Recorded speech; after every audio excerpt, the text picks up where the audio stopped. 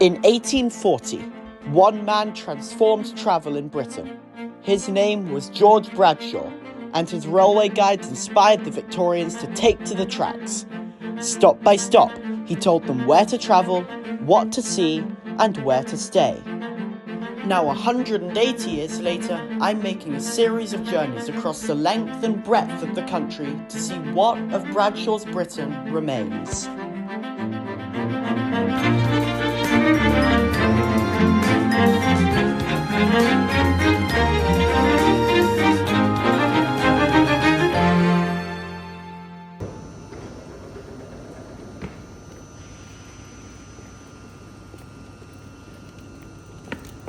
Windsor!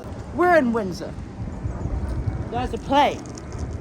Windsor is a place. And there's two stations in Windsor, right? There's Windsor Riverside and there's Windsor Central. They're not connected by a railway, right? So you know what that means? It's time for a pointless journey.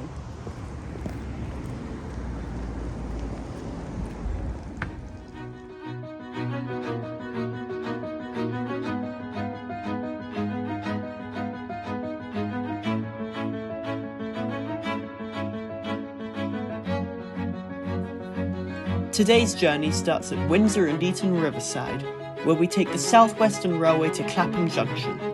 From Clapham Junction we pick up the London Overground to Shadwell. Here we make a short walk to Shadwell DLR and pick up the Docklands Light Railway to Greenwich. From there we take the South Eastern train to Woolwich Arsenal, where we then walk to Woolwich Crossrail Station. Then we take the train to Paddington and board the Great Western Railway service to Slough. At Slough we switch to the final train of the day, a shuttle between Slough and our final destination of Windsor and Eton Central, a mere 5-minute walk from Windsor and Eton Riverside. So, without any further ado, let's get going!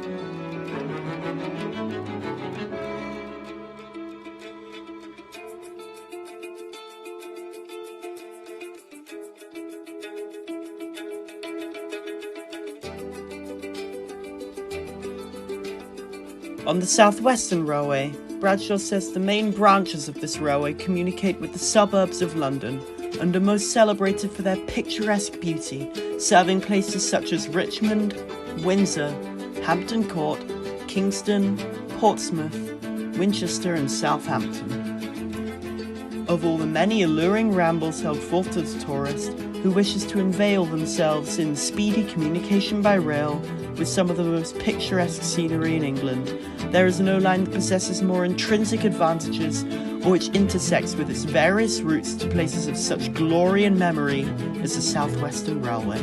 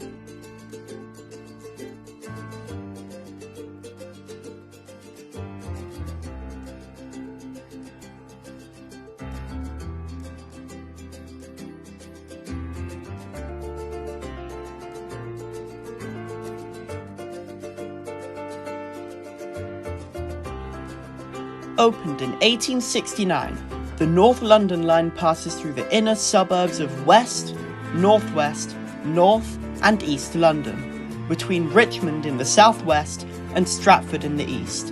Avoiding central London, its route is a rough semicircle. Although much of it originated as part of the North London Railway, the current route is the result of a series of amalgamations, closures and reopenings. TfL took over the line in 2007 and introduced new rolling stock, the Class 378 Capital Star, as well as putting the line on the tube map.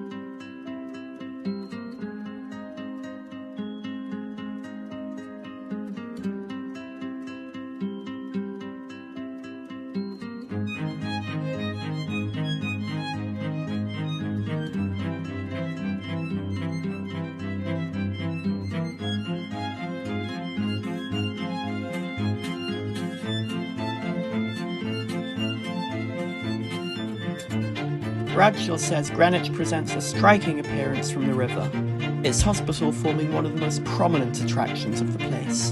In the centre of the great square is Risborough's statue of George II, carved out of white marble from a block taken from the French by Sir George Rooke, and which weighed 11 tons.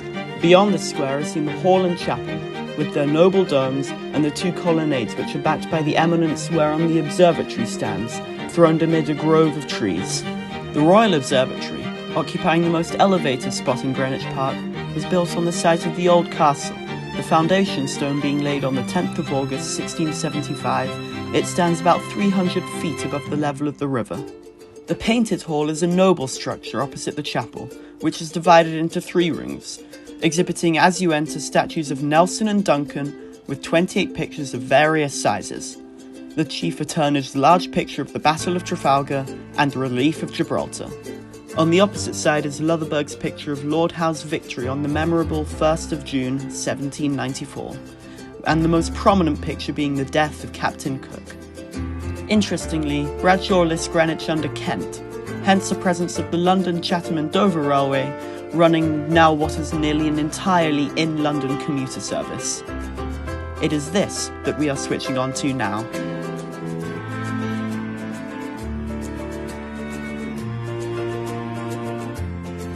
The Docklands Light Railway is a light metro system serving the redeveloped Docklands area of London and provides a direct connection between London's 2 major financial districts, Canary Wharf and the City of London.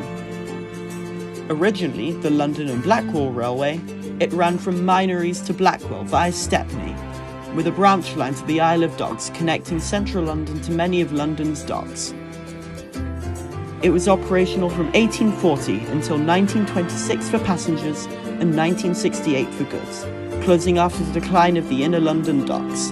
Much of its infrastructure was reused as part of the Docklands Light Railway, opened on August 31st, 1987. The DLR has been extended multiple times, giving a total route length of 38 kilometres or 24 miles. Normal operations are automated, so there is minimal staffing on the 149 trains which have no driving cabs, meaning you can sit at the front.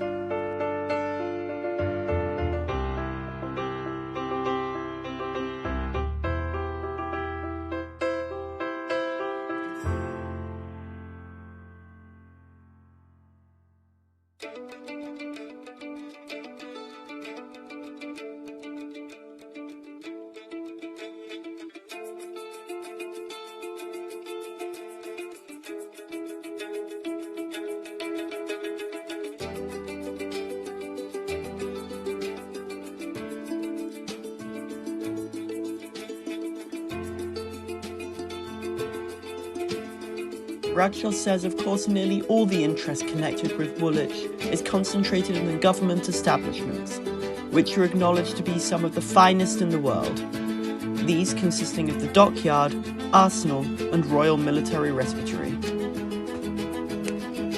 On entering the gateway, the visitor will see the foundry before them, provided with everything necessary for casting the largest pieces of ordnance, for which, as in the other branches of manufacture, steam power has lately been applied. Connected with the pattern room, adjoining will be noticed several of the illuminations and devices used in the St James's Park to commemorate the peace of 1840. From the arsenal, we proceed to the dockyard, which, commencing at the village of New Charlton on the west, extends a mile along the banks of the river to the east.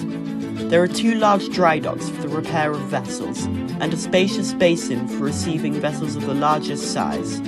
The old church looks better at a distance than close, and there are a few monuments in the churchyard bearing names familiar to the eye and ear.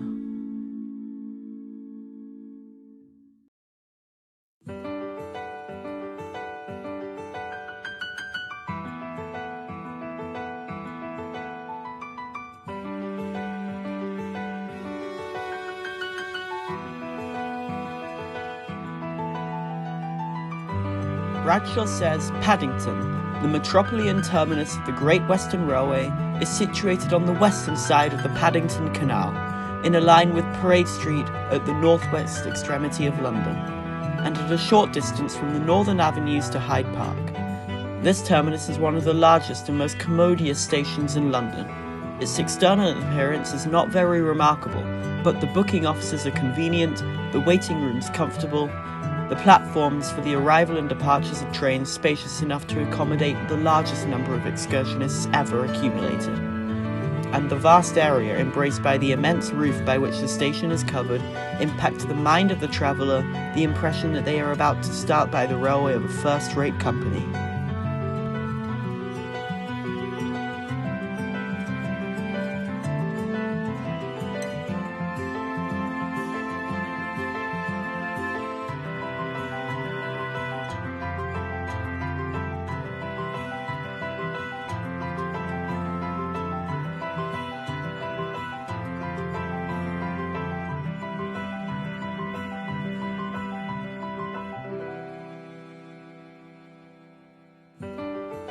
Bradshaw says on Slough that after the bustle incident to the arrival of fresh passengers and the departure of others has in some degree subsided, it will be found that the arrangements for the comfort and convenience of those alighting at the station are equal, if not superior, to those of any other line.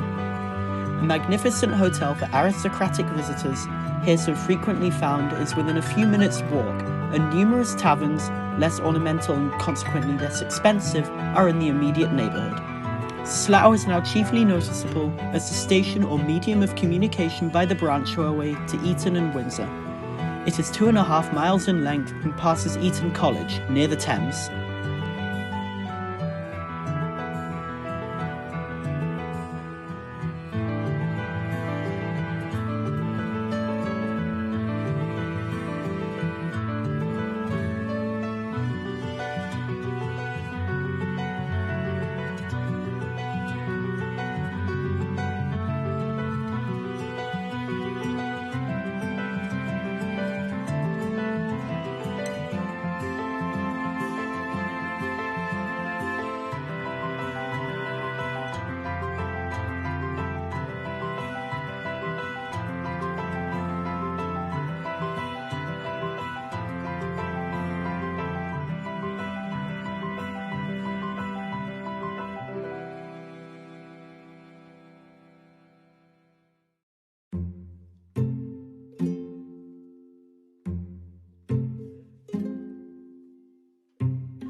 Bradshaw says Windsor is built on the banks of the Thames and has long been celebrated for its royal castle and park.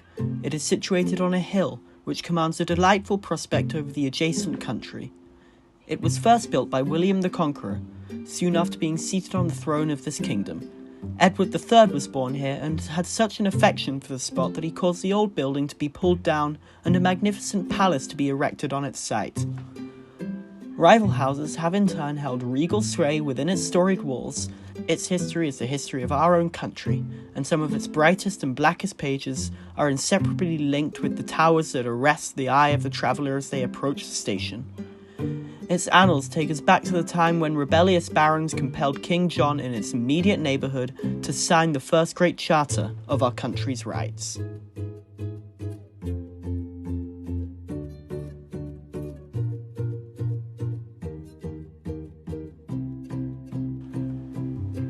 We are now on the final leg of this journey, approaching Windsor and Eton Central, on board my favourite train, the Class 165 Networker Turbo.